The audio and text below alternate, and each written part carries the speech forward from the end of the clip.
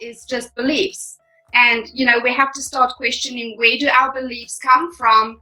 Because way too often people just take everything that they are told at face value and they go, well, if so-and-so with so-and-so title says this is the 7 steps that has to happen in order for me to be happy, that must be the truth.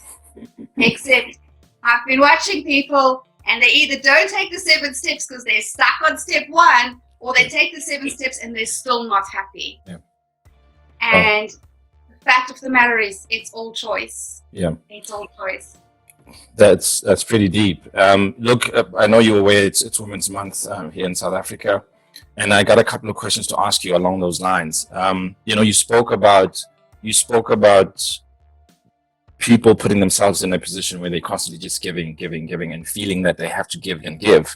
And when it's time to give to themselves, that they're unable to. And so they feel guilty, they feel selfish, and so forth. Do you think women are predisposed to doing that more than men? Oh, in the current society, most definitely. Most definitely. So I'm going to step on a lot of toes here. Please. I mean, I don't know Elle to be any different. So from a very respectful and compassionate place. Yeah. But the imbalance that has been caused between men and women have put women in an overtly masculine role, and men, the masculine, is the provider, and the feminine is the dreamer and the receiver and the nurturer and the creator. So when we took on the role of the provider and the protector of ourselves, taking on that masculine role, we abandoned our feminine capacity to receive. That's pretty deep, right? But it also makes sense. It makes sense.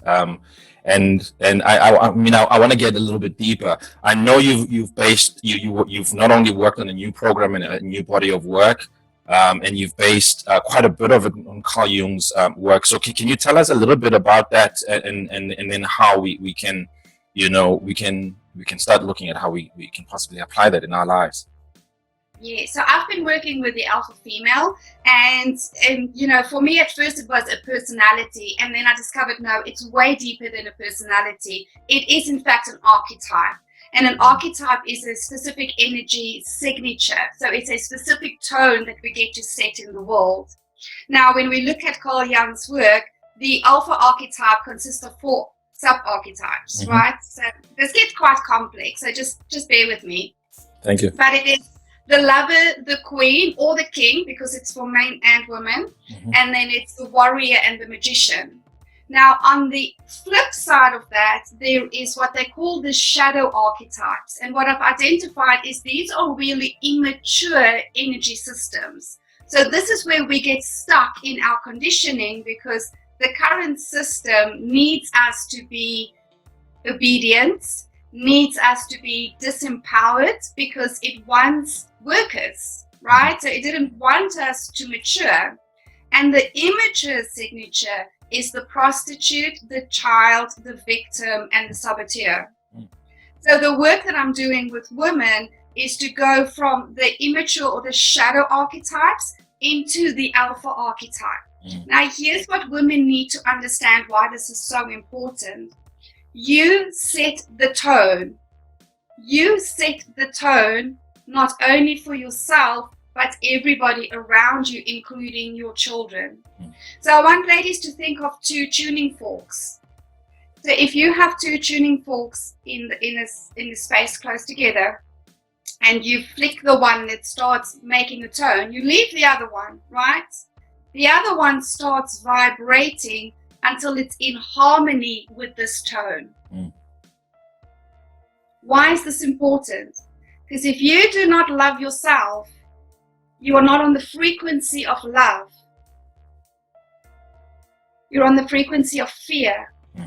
And that's the tone you set for your children, regardless of what you say. It's not our words that matter, it's the tone of our words that matter. And that tone is based on what's going on inside of you. So if you want a tone of love and truth and honor and integrity in your house. You have to stop preaching to other people, and you have to be that tone. And that is why I say to people, stop thinking you have to do anything. It's who you choose to be that matters. Because when you choose to be this tone, wherever you go, people will have a choice. They will either harmonize with you or they will reject you and move away from you, because the disharmony, the discord will be uncomfortable for them. I mean, this is not only deep, but I feel like this course was also designed for men such as myself.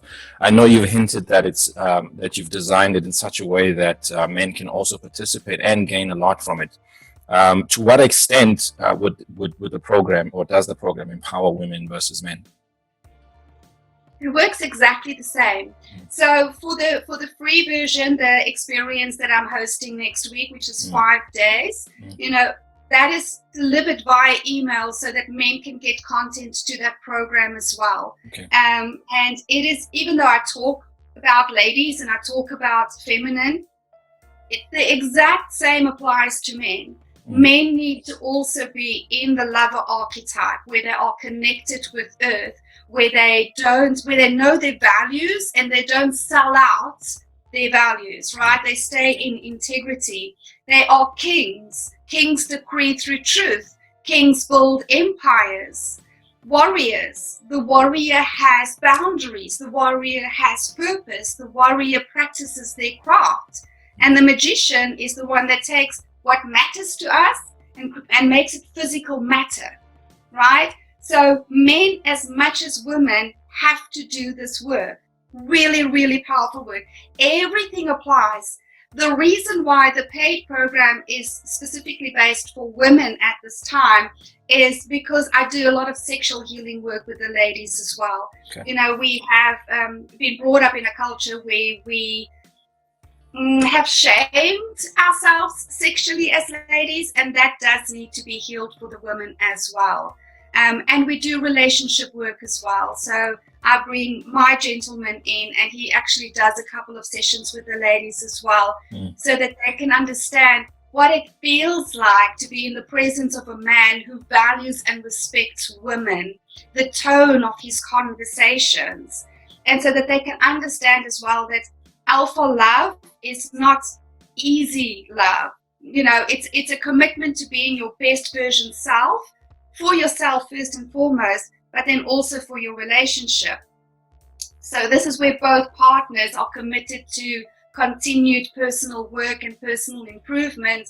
And if you cannot bring that for your partner, you're not going to bring it for anybody else. Definitely. So they get to experience all of this in the course as well. Definitely. So it's really in-depth. But we are looking at hosting it for men separately in the not so distant future. Obviously, I won't be doing the sexual healing part. My partner will be doing that, but I will let you know when that's available as well, because this really is about people just allowing themselves to be real of what's happening in their lives right now, so that they can mature, and instead of listening to the voice of fear, which is the shadow archetypes, they can take counsel in the voice of power, the voice of maturity, the voice that guides us into being leaders, which is really needed right now.